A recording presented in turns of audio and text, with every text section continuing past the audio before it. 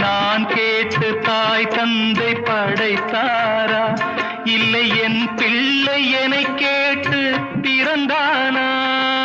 தெய்வம் செய்த பாவம் இது போடி தங்கச்சி.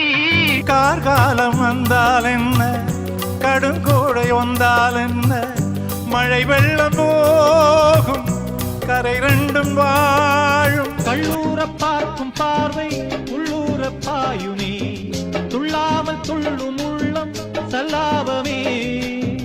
வில்லோடு அம்பு ரெண்டு கொல்லாமல் கொல்லுதே, பெண் பாவை கண்கள் என்று பொய் சொல்லுதே.